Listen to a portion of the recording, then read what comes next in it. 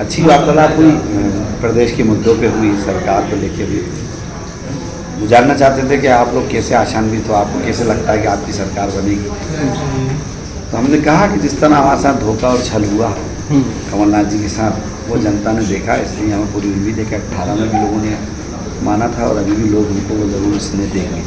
देखिए, भ्रष्टाचार ही एक बहुत बड़ा मुद्दा है और सबसे असल मुद्दा वही है, क्योंकि उस भ्रष्टाचार से जुड़ा सारा के सारा स्कैंडल है। आप चाहे व्यापम देख लें, महाकाल घोटाला देख लें, बाढ़ का देख लें, जो बांध रहे, जो स्टूडेंट्स के साथ धोखा हुआ, ऐसे बहुत सारे इशूज़ हैं। और करप्शन का आलम ये हो चुका है कि इसके लेवल की कोई तुलना नहीं है। कर्नाटक वालों ने तो 40% का आरोप लगाया, हमारे यहाँ तो 50% के भी ऊपर क्रॉस कर रहा है। ऐसी स्थिति में जनता त्रस्त हो चुकी है।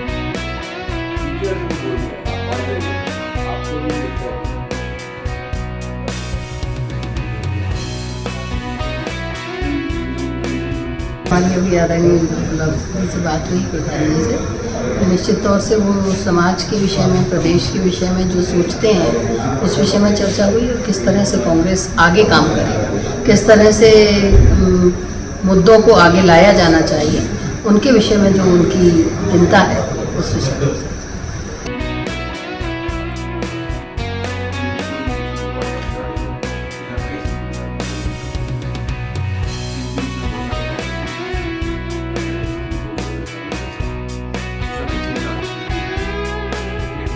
और बहुत अभिवादन साधुवाद करूंगा माननीय कोठारी जी का, जो एक चुनाव के लिए एक इस लोकतंत्र के यज्ञ के लिए जन जागरण यात्रा पे निकले हैं और एक बहुत ही सकारात्मक चर्चा हुई उनसे और मैं बहुत एक एनर्जी लेके जा रहा हूं उनसे 20 मिनट 25 मिनट के सेशन में। और चुनाव के अलावा भी हमारी कई समसामयिक विषयों पे चर्चा हुई और चुनावों के लेके उन्होंने जो व्यापारियों के लिए बात कही, जो एक हमारा संवाद हुआ, एक डायलॉग हुआ, उसमें पहले मतदान, फिर जलपान, फिर प्रतिष्ठान। तो हम आज यहाँ से बहुत प्रेरित होकर जा रहे हैं कि हम हर व्यापारी को प्रेरित करेंगे कि ज़्यादा से ज़्यादा वोटिंग हो, उनका स्टाफ, और कि भोपाल एक स्वच्छ, स्मार्ट, क्लीन सिटी में कैसे और एक विकसित राजधानी के रूप में कैसे डेवलप हो, इस पर भी हमारी चर्चा हुई। तो हम निश्चित रूप से दोनों पार्टियों को एक मेमोरेंडम भी देंगे कि भोपाल के जो चुनाव हैं, जो आने वाले चुनाव हैं, उसको अपने चुनावी घोषणा पत्र में, वचन पत्र में शामिल करें और उसको इम्प्लीमेंट करें। श्री गुलाब कोठारी जी से हमारी मुलाकात हुई, पत्रकार समूह के जो फाउंडर चेयरमैन हैं, और बहुत एक सार्थक मुलाकात रही जिसमें हमने भोपाल को लेके और जो मध्य प्रदेश में जो चुनाव आने वाले हैं उनको लेके एक सार्थक चर्चा की। और हमारे माध्यम से हमने जो भोपाल के जो मुद्दे हैं, जो हम अपने चाहते हैं कि लोगों तक अवगत कराएं, किस तरह से भोपाल में जो ज़रूरतें हैं जो सरकार अपनी तरफ से पूरी कर रही हो, नागरिकों के माध्यम से भी पूरी हो, उसमें भी उन्होंने कई ऐसे यूज़फुल इनपुट्स दिए और हमें इससे भी काफ़ी चीज़ें पता चली कि कैसे इस ड्राइव को हम और बेहतर बना सकते हैं और कैसे और लोगों से जुड़ तक हम भोपाल की बात को पहुंचा सकते हैं। बहुत बहुत धन्यवाद। श्री गुलाब कोठारी जी से मिलकर आए हैं। ये सबसे अच्छी बात ये है कि एक उस लेवल के इंसान ने डिसाइड किया कि हम सब लोगों से मिलकर एक शहर के बारे में पता करें, जो कि बहुत रेयर होता है। मोस्टली टीम्स को भेज दिया जाता है और पता करके फिर रीड कर लिया जाता है। सबसे अच्छी बात यह है कि उन्होंने इतने अच्छे से पार्टिसिपेट किया और उन्होंने हमें जो गाइडलाइन बताए कि किस तरीके से हम काम कर सकते हैं और हमारा क्या तर्ज होना चाहिए। तो ये जो कॉन्वर्सेशन था ये बहुत फ्रूटफुल रहा और मेरे ख्याल से हम लोगों के अंदर भी एक कॉन्फिडेंस आता है, क्योंकि पत्रिका की टीम ऑलरेडी जुड़ी हुई है, बहुत अच्छे से हम लोग के साथ हमारे काम को पब्लिश करती है। लेकिन जब उसके ओनर का भी वही विजन होता है तो हमारा कॉन्फिडेंस लेवल और बढ़ जाता है। थैंक यू पत्रिका, थैंक यू। उन्होंने हमें बहुत ही अच्छे पॉइंट्स पे बात करके हमें समझाया कि हमें अपने देश में महिलाओं को जागरूक करना पड़ेगा और जो देश में क्राइम बढ़ रहे हैं उसमें हमें महिलाओं की भागीदारी चाहिए, क्योंकि अगर वो अपने बच्चों को सही संस्कार देंगी तो शायद ये क्राइम जो है वो कई हद तक रुकेंगे। और दूसरा, जो हमारी भोपाल की खूबसूरती है उसको हमें अपने घर के बच्चों को बताना है कि भोपाल क्या है, भोपाल का इतिहास क्या है, उसको लेके अब हम लोग आगे काम करेंगे। कोठारी सर से मेरी अभी काफ़ी देर तक की मुलाकात हुई 1 to 1, जो कि बहुत ही अच्छी मीटिंग रही। और सर इतने सीनियर हैं, उनका नेचर मुझे बहुत अच्छा लगा।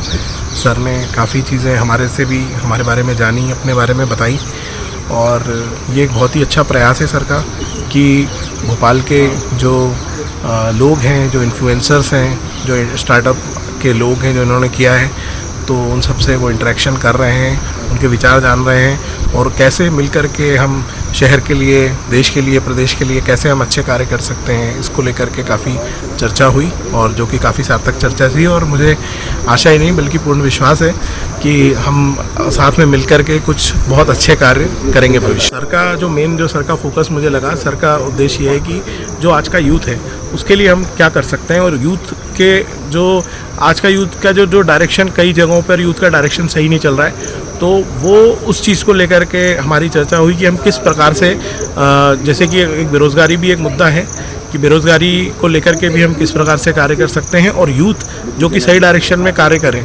या आजकल के यूथ जैसे कि आप देखते हैं कि कुछ गलत आदतों में पड़ जा रहे हैं, क्योंकि काफ़ी चीज़ें हम आए दिन हमको सुनने में मिलती हैं, तो इस प्रकार की चीज़ें ना हों और वो एक राइट डायरेक्शन में चलें, जो उनका पूरा फोकस अपने देश के लिए हो और देश के विकास के साथ साथ स्वयं का भी विकास वो करें। इस प्रकार की सर की सोच है जो कि मुझे बहुत अच्छी लगी।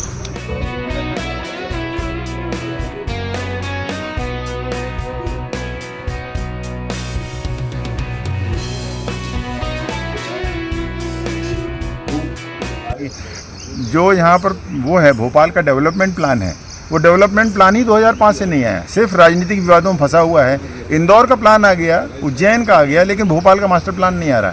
उसके पीछे रीजन केवल है कि जितने ब्यूरोक्रेट्स हैं, जैसे वर्तमान जो अभी मुख्य सचिव हैं, उनका ही बंगला बन गया है कैचमेंट एरिया में। अब ऐसी स्थिति में फिर कैसे बचाया जा सकता है?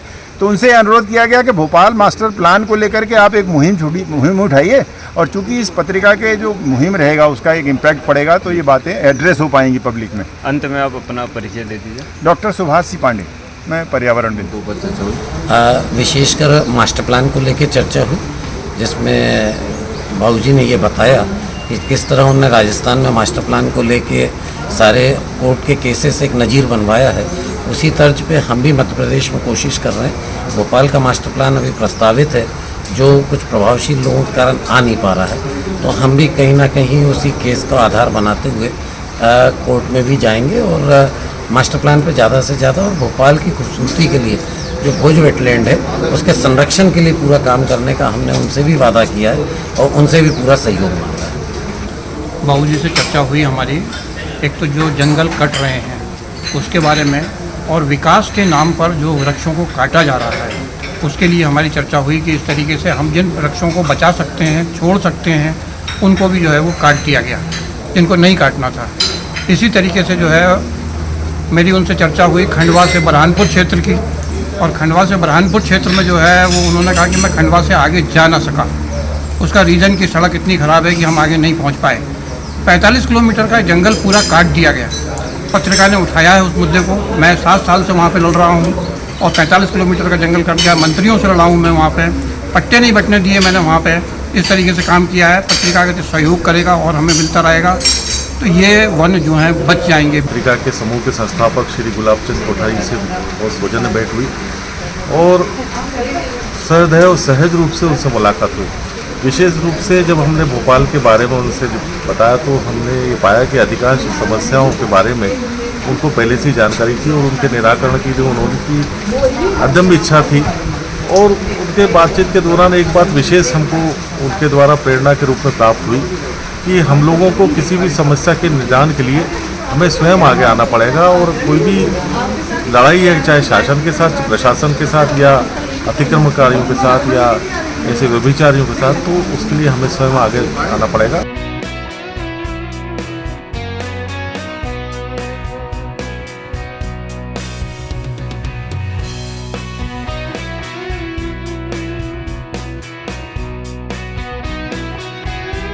ये तो उन्होंने काफ़ी प्रेरणाप्रद बातें हम लोगों को बताई हैं, कही हैं कि हम लोग कैसे आपस में मिलजुल कर रहें, कैसे हम जागृत करें।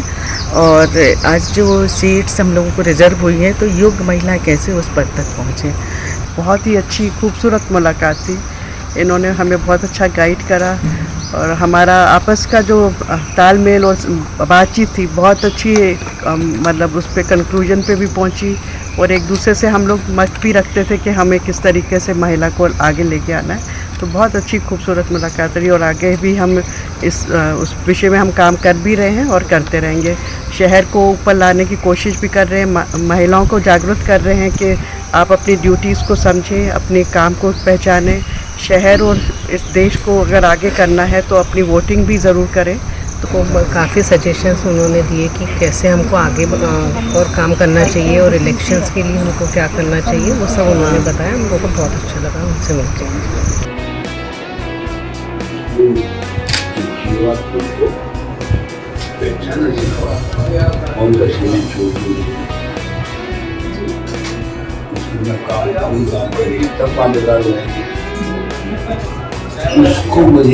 मुद्दे तो यही रहेंगे, बच्चे अच्छे संस्कारी बने, पहली बात है, सनातनी बने और अच्छी शिक्षा प्राप्त करें, अच्छे संस्कार प्राप्त करें, उसके बाद ही आगे बढ़ें।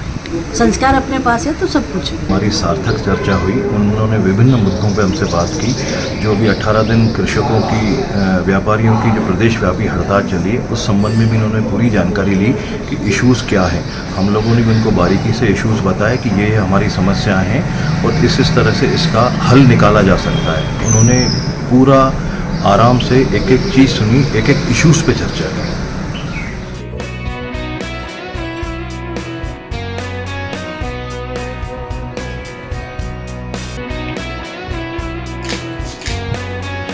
क्या कह रहे हैं हमको दिक्कत बताओ आप।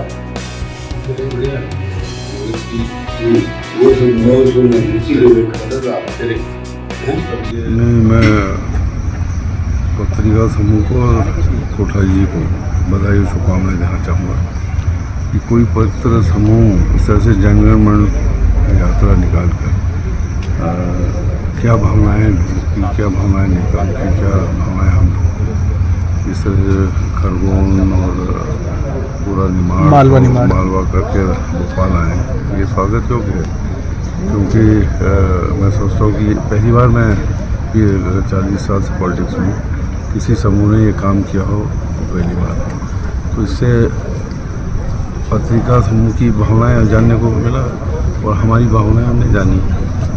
और मैंने एक ही चीज़ कही उनसे कि पत्रिका का जो कंटेंट्स रहता है वो कंटेंट्स बिल्कुल सच के नज़दीक रहता है, जो लोगों को ठीक लगता है। क्योंकि गलत चीज़ें जब परोसी जाती हैं तो लोग उसको धीरे अवॉइड करते हैं।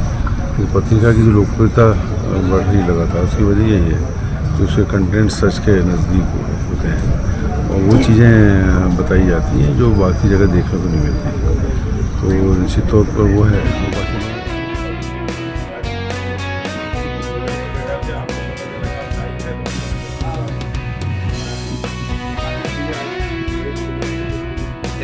गुलाब कोठारी जी जो है साहित्यिक विधा के धनी हैं और जैसा पत्रिका ने अपना जो वर्चस्व जमाया है साहित्य और परिस्थितियों के आधार पर, और वो नवजीवित होते हैं और वर्तमान परिस्थिति में एक अनुभव के आधार पर उनसे बहुत सी चीज़ों की दिशा निर्देश और मार्गदर्शन भी मिलता है। तो ये अच्छी बात है। साहित्य से संवाद करने में कहीं ना कहीं कुछ ना कुछ हमको लाभ हो ही जाता है। तो हम तो ये कहेंगे कि आज उनके साथ जो संवाद हुआ है उस संवाद से कहीं ना कहीं हमको वैचारिक रूप से, आगे की कार्य के रूप से और जो वर्तमान में घटित हो रहा है उस घटित घटनाक्रम में हम लोगों का दृष्टिकोण हो सकता है एक पक्षी, और उनका जो दृष्टिकोण है उसका अगर हम समावेश करेंगे तो कहीं ना कहीं हमको लाभ होगा।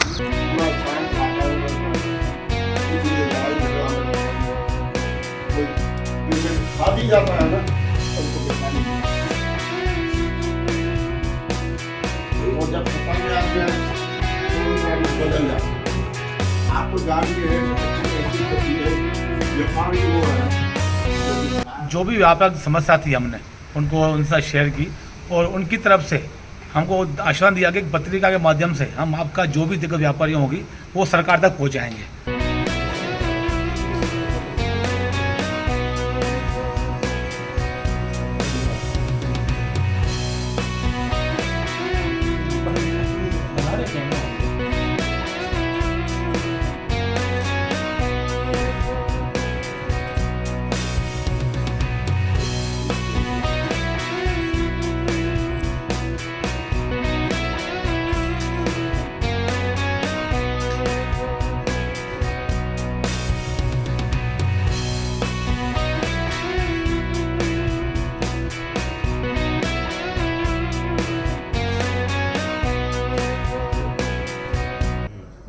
अनाजों से फ़ोटो बना रहे हूँ पिछले 2 वर्षों से, और अभी मैंने ताज़ा घटनाक्रम में हमारे पत्रिका समूह के प्रधान संपादक जी श्री कोठारी जी की फ़ोटो बनाई है।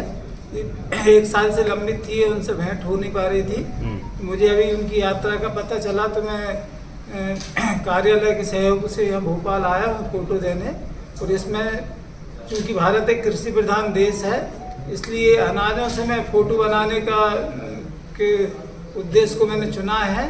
क्योंकि अनाज में ही जीवन है, अनाज से ही जीवन का अस्तित्व है किसी भी जीव का, इसलिए अनाजों से फ़ोटो बनाने का मैंने काम शुरू किया है। बेहद ही सुंदर फ़ोटो लेके आए हैं आप। इसमें किन किन अनाजों का प्रयोग किया गया है? इसमें मैंने वैसे तो फ़ोटो में जो अनाज मांगती है उस फ़ोटो का प्रयोग करता हूँ मैं। फ़ोटो भी अनाज मांगती है। इसमें मुख्य रूप से मैंने तिल्ली है, बाजरा है। बाजरा चूँकि राजस्थान की एक मुख्य फसल मानी जाती है, इसलिए मैंने विशेष रूप से बाजरा का प्रयोग किया है। धान है, इसमें चावल है, खसखस और राजगिरा, और एक जैविक खेती होती है, इसको हमारे यहाँ समा बोलते हैं, जो बड़ा ही सुपाच्य अनाज होता है, उसका प्रयोग किया है। इस प्रकार के प्रयोग। इस फोटो को बनाने में कितना समय लगा आपको? इस फोटो को बनाने में मुझे 4 दिन और 1 रात कंटिन्यू जगा हूँ। और प्रेरणा कहाँ से मिली? आप प्रेरणा तो मुझे ईश्वरी देन है। ये मैं पहले कोई कलाकार नहीं था, कोई चित्रकार नहीं था, ये ईश्वरी गिफ्ट है। तो मैं हनुमान सुंदरकांड का पाठ करता था, तो मैंने बारिश में सोचा 50 सुंदरकांड करना, 51 तो 51 भी नहीं हुए थे। और आरती करते करते मुझे ये प्रेरणा मिली और मैंने सबसे पहले गणेश जी की फ़ोटो बनाई, उसके दूसरे दिन मोदी जी की फ़ोटो बनाई और इस तरह से बनाने लगा। अच्छा, आपने बताया पहले आपको गणेश जी की बनाई, फिर मोदी जी की बनाई। पत्रिका के प्रधान संपादक गुलाब कोठारी जी की तस्वीर बनाने का आपके मन में कैसे विचार आया? ये प्रेम आपके मन में कैसे जागा? पत्रिका वैसे तो जब से रेडियो में मैं पहले सुनता था, रेडियो में देश के समाचार पत्रों का दृष्टिकोण रखा जाता था, रेडियो पे बोलते थे। तो उस समय रेडियो में मैं सुनता रहता था। राजस्थान पत्रिका ने इस घटनाक्रम पे ये अपना दृष्टिकोण अपनाया है। बीच में अभी एक इनका आंदोलन चला था, जब तक काला कानून और ताला वाला वो, तो उससे मैं बहुत प्रभावित हुआ था कि इन्होंने बड़ा त्याग करके उस कानून को चेंज किया था। जब से मेरे मन में इनकी छवि बैठ गई थी।